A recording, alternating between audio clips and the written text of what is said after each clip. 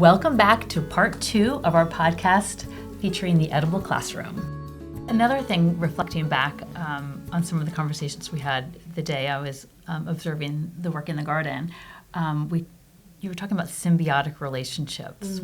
And I thought some of these examples were so interesting to me. You know, I've heard about those relationships, but it had been a while. And you shared a few, and I think the students probably just love to learn about this. It's just cool. So give me maybe your favorite example, or one or two of a symbiotic relationship. Besides Anne and Emily? Yes, exactly. Yeah, so I love, the chives and carrots. If you plant the carrots with the chives will make the carrots sweeter. But also, when the chives bloom, they'll attract predatory insects that will eat the bugs that eat the carrot tops. So that's a really fun one. One we really spent a lot of time on in the past was the Three Sisters Guild. I don't know if you know that. It's a Native American practice where they grow squash on the bottom, corn, and beans. And so there's a lot going on there. The beans put nitrogen into the ground, but they use the corn as a stalk to grow on, as a trellis. Yeah. The squash has like prickly leaves if you've ever touched it. Yes. And it keeps critters away from the corn. And it's also used as a ground cover. Their big leaves protect the soil from, as much evaporation. It keeps the moisture in there. And so they're all kind of helping each other. And then there's lots of legends depending on which tribe you're hearing the legend from about what each sister is and who they represent. And we had a lot of fun with that with the students. And I love that. And what then we kind also of squash is it? Sorry for asking you about can use any kind of squash. Oh, okay. Pumpkins. Yeah, that's like in my mind. I was picturing a pumpkin, but I was like, maybe she's talking about a different. And then pumpkins is such a broad category. Yeah. Like there's all different kinds of pumpkins, and what we think because of whatever all of what does well in a grocery store. What is we usually have like a few things in our mind, but the pumpkin world is huge. They can grow all kinds of different squash. There are so many fun winter squashes, and they all have sort of just like a similar flavor profile, but unique at the same time. And the textures can be different, and some you can eat the skin, and then you have to peel those. Like it makes it easier.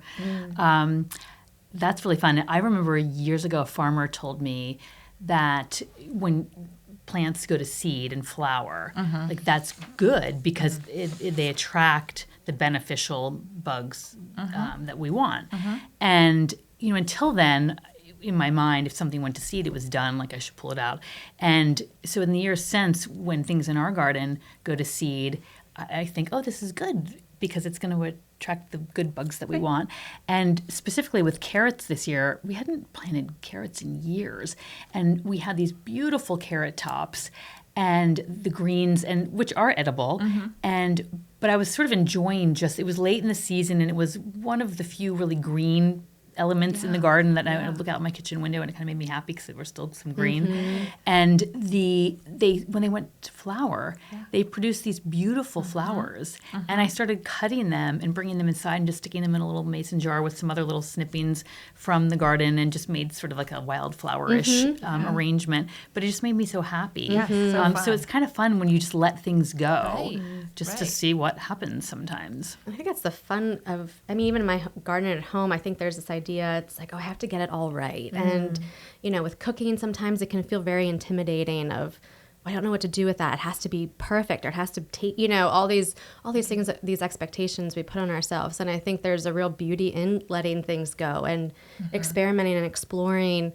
And I think it's that curious mind, especially for a developing brain, these children who are just taking in this data. So I love the idea of being like, it's okay that it's kind of wild, or it's kind of, You know what else I got out of that? I would sometimes feel pressure if I didn't harvest it all and use it all, because I thought I should, like it's in the garden.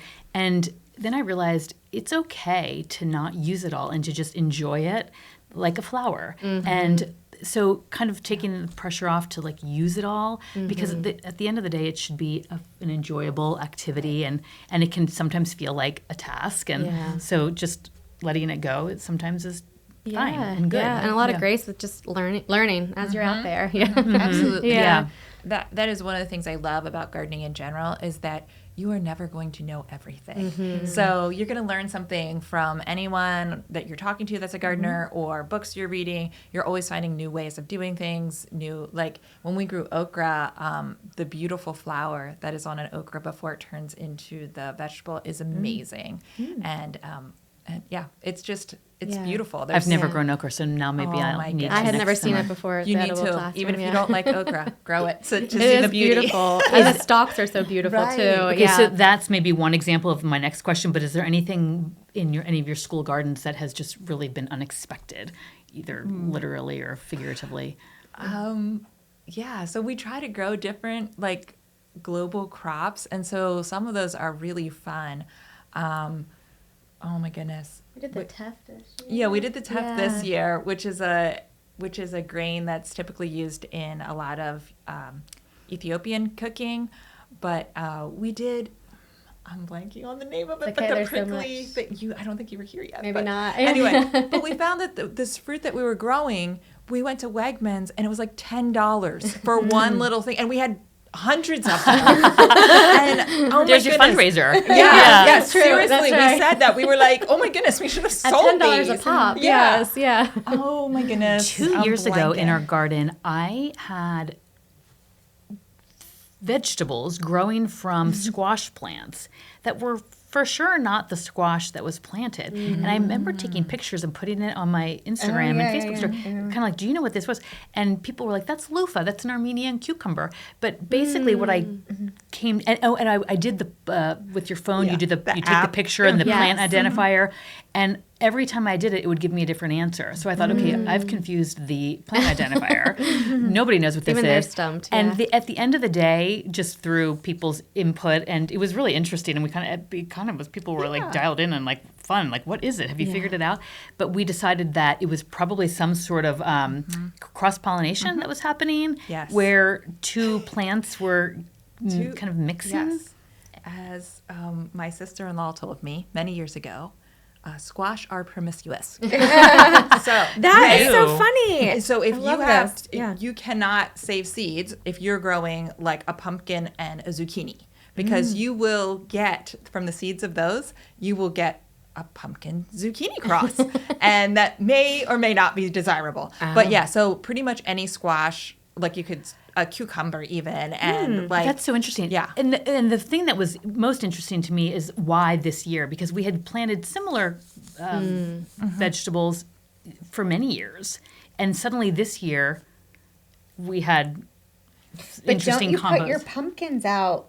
Like if you have a pumpkin and you carve it or you put it out front, do you then kind of put it in the We garden? do. When our pumpkins are kind of done, we stick them in the garden. I let them kind of like decompose. They're sort of the same thing I talked about looking at my kitchen window. When everything's brown, I like to look at the orange. Yeah. And even when they start to be splash sad of and color. saggy and the squirrels kind of get into them. Maybe it was a partial pumpkin. Maybe, right, yeah. it could have been Yeah. that pumpkin was cross-pollinated with something else. But then point put being, it- it's fun. It is You're so like, fun. what is this? And I mean, it's just like a little marvel. And I feel like in this day and age, like those little mysteries are. Oh, We just need yes. more of those in our life. And the kids, are they the cucamelons? Cucamelons are so fun. They're so, and the kids love those, and it's just this. They kind of are looking at it and they, trying it, and so it's just cool to see something they've never had seen in a grocery store even, or probably had any exposure to. So stuff like that is really cool to see. Yeah. Yeah, they taste like they're like a sour gherkin, but they're look like a mini watermelon. Yes. So they're so cute. They're so and you cute. can just pop them in your mouth. And so and the They're a kids, so hit. they're Yeah. child size and Yeah. so they're very fun. Already ready to go. Yeah. Yeah. Go back to the idea that kids are getting lessons in math and geography and science amidst all of this.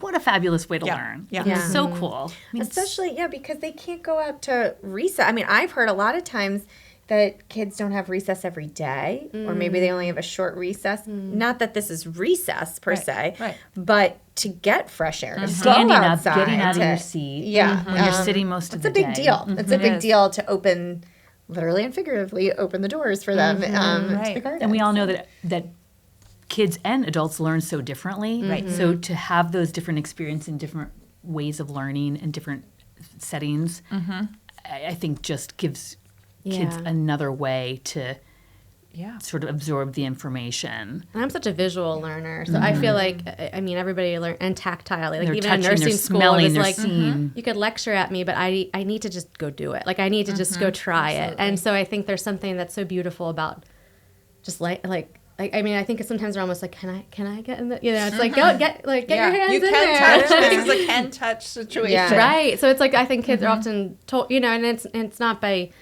fault of anybody else. It's just, to let them just be out there, and their hands are in their dirt, like up to their elbows sometimes. Do you want to talk to the mental health aspect of it too? Yeah, I mean, there's so many, again, going back to studies, there's so much research. I think I talk about this even for myself when I'm feeling a little on ground. I'm like, I need to go lay in grass, or like just be near the earth. And so studies done about literally hands in the dirt and our feet on the soil, and just the mental health component of that all. So like you said, getting out of your seat and moving around in the fresh air. So it all ties into our overall well-being, which I think is just so beautiful too. At one of our elementary schools, we had an autistic support class that came out pretty much every week. There was a few weeks they missed. And so it was really beautiful to even see the arc from the first week to the last week. You guys were there that day that they were there last. And there was a kiddo that just, each week they would maybe do a little bit more, and by the last week they had the wheelbarrow going around and picking all of the produce that was left. That was our last day to pick all the produce. And so just as his comfort increased over the weeks and us getting to know the kids, and it was just a really beautiful thing to witness from the first week to the last, and just the emotional safety that they started to feel as they interacted with the earth was really awesome. Yeah. Speaking of how kids learn and all the different ways kids learn, I'm a big gamer, huge gamer. And one of my favorite games is myth busting. I love that. Like, do you think this is true? Let's talk about it. Do you hear of any myths? Do you ever play any myth busting in your garden? And if you could share that would be great.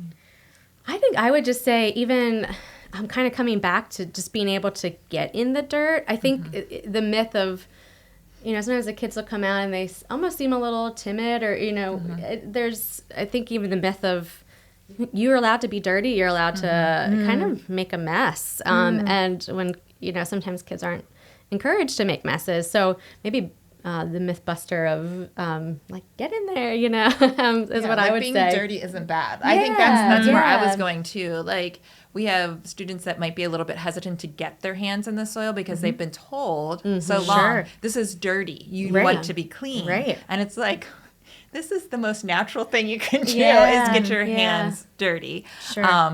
So I think that's a big myth buster. And touching food, too, handling food. I think sometimes as kids are getting more comfortable with the kitchen or utensils, and so it's handing it to them and saying, let's give this a try, is pretty cool to see. And thinking that food prep is only for adults. I think that's another myth we bust pretty well. That's a good one. Yes. They're in there chopping and doing all this stuff and helping to measure. So that's really cool. And they can do it. Like, if you can read a recipe. Yeah. And so that really opens up, I think, a world to a lot of students that has always been, an adult's job in their life. And now they're like, I can do this. Yeah. I made this good. Well, much like gardening, I'm a big proponent of letting kids know that this can be a hobby, right? It's fulfilling a need to feed yourself, but it can also be a really relaxing, enjoyable thing to do. Same with gardening.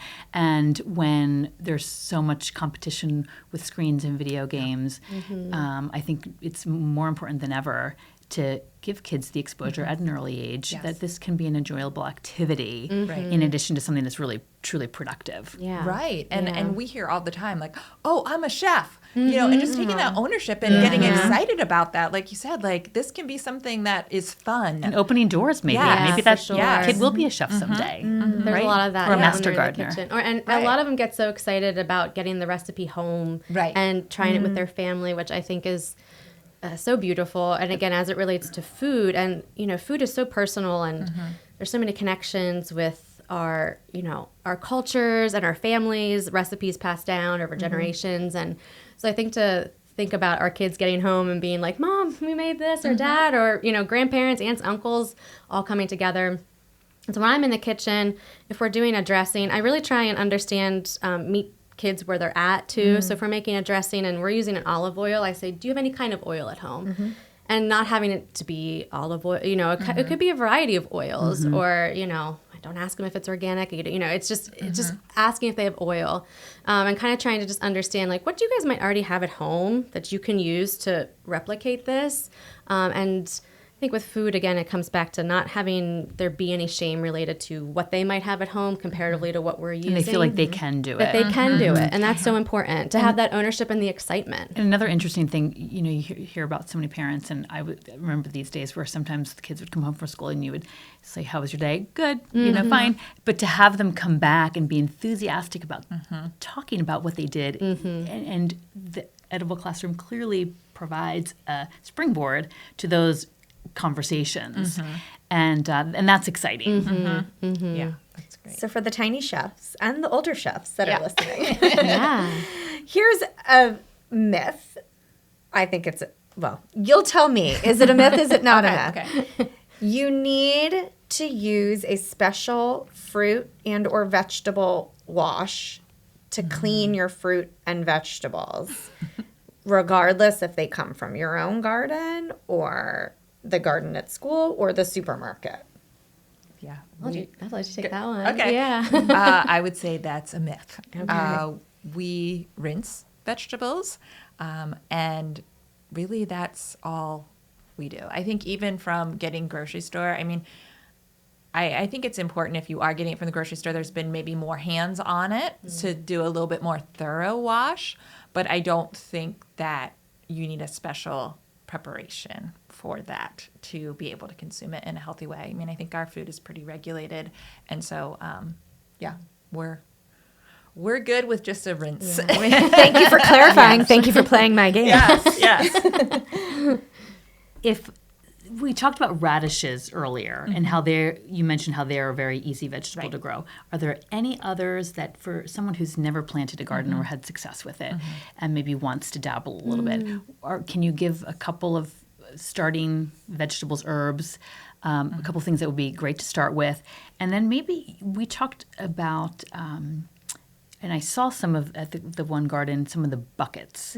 Can you maybe just for the people who want to do a little bit more and keep it easy, where can people have success? Yeah, so if you have any kind of growing container that it's deep enough to have roots of plants in it, you can grow, like radishes are really easy, lettuces. If you're trying to do herbs, then doing a parsley, basil, cilantro, if it's cooler, those are good things to start, especially in the spring, and they're really easy.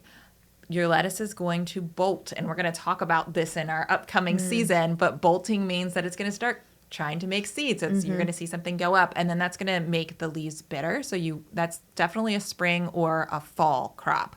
But those are really easy places to start. And if you just have a little herb garden, it's so accessible to just have those fresh herbs that add a lot of flavor to whatever thing you like to cook, already. And so that's, I think, a way to start doing it successfully. What we do with the buckets is we drill holes in the bottom of the buckets. It's just regular 5-gallon buckets, and then put the soil in, and then we grow our seeds. And you can start with carrots and chives if you want to do that. That is also a super easy symbiotic friend. Yes, exactly. I love how you pepper and push the tomatoes. buckets. You do those together too. Yeah. Now, why peppers and tomatoes? Well, we were talking about doing a salsa garden. So if you're okay, not because of it. I don't know that they might. You'd have to have a bigger bucket, but you could do like a pepper and a cilantro. Come on, Jess. I was just making sure the peppers didn't make the tomatoes sweeter or something not like that I'm aware of. Okay. There might be, but the salsa. I like that idea of the planning it for a salsa garden. Right. Yeah. Right. Because then you have a clear path of what do I do with this? There's nothing more fulfilling to me. Well, there probably is, but it's very fulfilling to be able to walk out my back door and snip some chives or basil, and just add that. It just feels like this little fresh touch, and it's so. If I were to only be able to have 3 things, I maybe would just do herbs. But to your point, lettuces are nice early, and you mentioned the cilantro being a cool weather herb. I found also that dill, as soon as it gets hot, those two things. Yes. And dill's my favorite, and I get so nice. excited about it, and I feel like I don't have as much success with dill sometimes. So Well, the thing with dill is you can let it go to seed. It also gets a really pretty flower similar to the carrot, but it's more yellow. And then if you let that go to seed, and it will self-sow, and you'll have a second crop in the fall. Nice. When it starts getting cool again. Okay. So Just be that's patient. that's a fun way to do it. And Yes. you know, so you get some in the spring, some in the fall, and maybe it'll meet your needs. I feel like we need a hotline, like an Ask the Gardener. And we're going to connect to you, and readers and listeners can ask questions. Call and then, in, yes, we can talk about that. That's fun. I like that. 24 I hours. feel like there's so many Or ask me anything. Yeah, like and you have all the answers. No, we don't. Like I will say, you did say that you're always learning. Angie's right. like, because you've erased so much with around, so there's certain things I'm like, Angie, like, tell me more about this, which is so cool because even for me being in the garden, I feel like I'm learning more and more. So there's always But more you're a to learn. great resource. Oh yeah, for sure. So everyone listening is like, get me this program at my school, please. How can our readers access your program at their school? They can go to the website, our website, theedibleclassroom.org. There's places there you can request more information, and then we will reach out to you and talk about next steps. We also, my email, I don't know if you'll link it in the show notes or whatever, but I can connect you with volunteer opportunities. I can connect you with more details about bucket gardens, because even if your school's not ready, we can do bucket garden programs to introduce either to a school or to an organization. We're working with CareerLink right now, where I'm going to be working with their clients and doing bucket gardens, just as it's an introduction to gardening. It's really simple, it's really accessible, and you don't need land to do it. And we will link to the Edible Classroom in our show notes Perfect. for sure. Yeah. And really welcome questions, emails, feedback Absolutely. of all kinds. I think this is just such a great topic, and hopefully will motivate people as spring nears to start some of those early. The lettuces are also really nice to be able to just go out and cut a little bit for your dinner that night. And I had this visual when we were looking at the questions earlier. We do this experiment in the garden with tires. So we do 2 tires, the exact same kind of tires with the exact same kind of soil, and we plant the exact same seeds in both. And so we ask the kids, like, what do seeds need to grow? Usually water is the first thing they say, and sun. And so one tire is just open to the elements, and then the other tire has an umbrella over top of it. And so we look at that soil, and it's completely dry. The seeds aren't growing. And so I think about that a lot with like our kiddos and our communities and our families. It's, that seed has been deprived of water and it's not thriving. It's not doing well. It's probably never going to sprout. And so I think if, with our families and our communities, if we can pour more food and education and resources into their buckets, I think about that a lot. So it feels really exciting to think about our kids out there having, again, this exposure and having a tangible way to try these things, and that just gets me really excited about thinking about I don't know, because it's you're this visual of a seed that doesn't have the things they need, and so as human beings, I think a lot about the access to food and is so huge, and it's just a human right that is so important, and a health educator, it's near and dear to my heart. So, and just going back to the enthusiasm you're creating around learning. And I the fun of it. Sure, there is a spillover effect. When kids are confident, are learning, thriving, I would think that there is just a really positive spillover effect throughout their school day, which is really, really exciting. Yeah. So we like to wrap up this podcast with a little bit of what we're cooking tonight or this week. So I will just mention before we wrap this up that I am making, short of having lettuce in my garden right now because it's still a little cold out here, but I am making I'm cooking for a big group of women tonight. So I'm doing a big hearty salad, and it's this Brussels sprout salad, which sort of uses shaved Brussels sprouts and has a lemon Dijon vinaigrette and some nice little add-ins like crunchy, tangy things, and it's one of my favorite salads. And then I'm doing a broiled salmon alongside, where I can just line up, since I need to make a lot of them, line them all up and all the fillets, and I'm I have a miso topping that I decided this group could be my final recipe testers before I put the recipe on the website. So dinner, Anne? so you can come over. That's an easy, and I love that the salmon cooks so quickly, and I just broil it, and it's one of those it's 10 minutes, it's out of the oven. So that's what's on our plates for tonight, and you can come over anytime. So is anybody else cooking anything? Yeah. This is wild you said that because I'm also cooking miso tonight, but I'm doing the miso chicken, which is on the website, which is such a great dish, and my family really likes it. What I love about cooking with chicken thighs is that it's really hard to overcook them, and the miso keeps it moist and flavorful anyway. So I'm just gonna put that in the oven and then make some easy baked rice and some roasted broccoli, which is like crowd pleasers in my house. So that's what we're making. Well, and just an add on to that, someone recently asked me, if I buy miso, I never seem to use it all. What else can I do with it? And it lasts in the refrigerator for a very long time. Miso has a very, very long fridge life.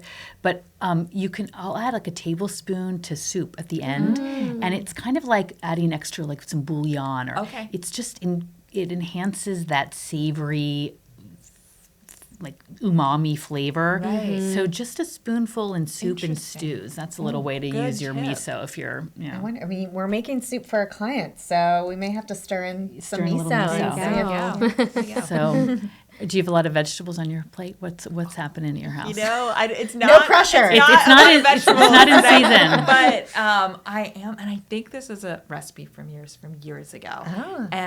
It's a sushi bowl. Oh yes. Love those with the smoked salmon because you can get it at Costco pretty affordably. So I was at Costco. I'm like, I'm doing that sushi bowl. We haven't had that for a while. So I will do some cucumbers in it.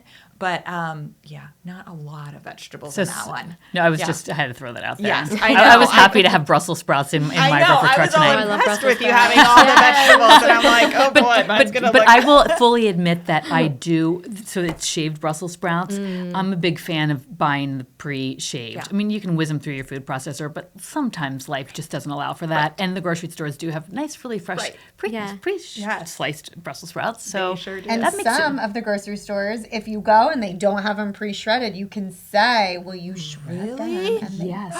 Shout out to Stouffer's. They will do that for you. They do it. And gladly, kindly, nicely. Wow. Quickly. Another pro tip. Yes. I had no idea. All kinds of things. That's right.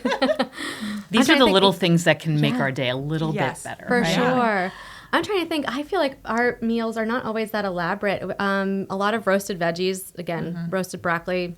My daughter will eat a whole sheet of that. Yes. So that she loves Brussels sprouts too. So we do a lot of chicken in the cast iron skillet. Just it's really quick with maybe Greek dressing vinaigrette or something like that. So it'd probably be that tonight before basketball practice. It does not have to be elaborate to be delicious and satisfying and wholesome. And I think that's a lot of what I like to remind people of. It doesn't have to be difficult to be delicious, and I think if everybody embrace that. It takes a little bit of the load off our shoulders to get the job done. It can be simple ingredients, and sometimes it doesn't have to be this elaborate recipe, and it's going to taste really good. And roasting vegetables always makes them taste. Oh my gosh, so good. Roasted broccoli for the win. I think everybody here can make that my family, we could eat it every week. For sure. Yeah. This discussion was so much fun, really informative. What you are doing with the Edible Classroom is just really inspiring, and I just appreciate your telling us all a little bit more about it. So thanks for joining us. Thank you for having us. Thanks so much.